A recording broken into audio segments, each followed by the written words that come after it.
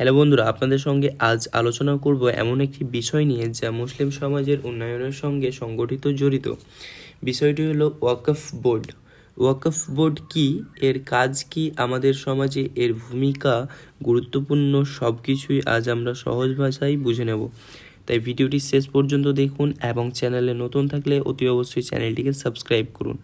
প্রথমে আমরা জেনে নেব ওয়াকফ কি। ওয়াকফ কথাটির মানে কি। ওয়াকফ একটি আরবি শব্দ। এর অর্থ হলো কোনো ব্যক্তি তার সম্পত্তি যেমন জমি, ঘর বা অন্যান্য কিছু আল্লাহর নামে চিরদিনের জন্য দান করে দেয়। এই সম্পত্তি পরে ব্যবহার করা যায় ধর্মীয়, সামাজিক, কল্যাণমূলক কাজে, যেমন মসজিদ, মাদ্রাসা, এতিমখানা, কবরস্থান, হাসপাতাল ইত্যাদি। এগুলো আর ব্যক্তিগত সম্পত্তি থাকে না, এগুলো হয় আল্লাহর সম্পত্তি। এবার আমরা জানবো ওয়াকফ বোর্ডটা কি।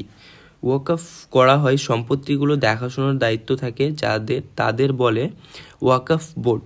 ভারতের প্রত্যেকটি রাজ্যে একটি করে ওয়াকফ বোর্ড রয়েছে, ঠিক আছে। এবং ওয়াকফ বোর্ডের মূল কাজ হচ্ছে ওয়াকফ সম্পত্তির রেকর্ড রাখা, সেই সম্পত্তিগুলো রক্ষণাবেক্ষণ করা, যে কোনো অবৈধ দখল বা লড়াই মোকাবিলা করা, মসজিদ, মাদ্রাসা, এতিমখানা খরচ চালাতে সাহায্য করা, সমাজের দরিদ্রতা মানুষের সাহায্য করা, মুসলিম সমাজে শিক্ষা ও সচেতনতা বৃদ্ধিতে। পশ্চিমবঙ্গ ওয়াকফ বোর্ড।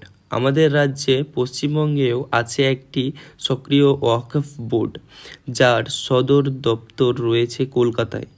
এই বোর্ড প্রায় 30,000 প্লাস ওয়াকফ সম্পত্তি পরিচালনা করে থাকে। অনেক মসজিদ, মাদ্রাসা ও দরগাহ এই বোর্ডের অন্তরে আছে। এছাড়াও দরিদ্র ছাত্রছাত্রীদের জন্য স্কলারশিপ, স্বাস্থ্য সেবা এবং পেশাগত প্রশিক্ষণ দেওয়ার কাজও হয়। তো এই ছিল আজকের ভিডিও, যার মাধ্যমে আপনাদের জানিয়ে দিলাম যে ওয়াকফ বোর্ড কি এবং এটির সম্পর্কে বিস্তারিত আপনাদেরকে জানিয়ে দিলাম। যদি এই ভিডিও থেকে একটু আপনাদের নলেজ হয়েছে তো অতি অবশ্যই আমাদের চ্যানেলটিকে সাবস্ক্রাইব করে পাশে থাকুন।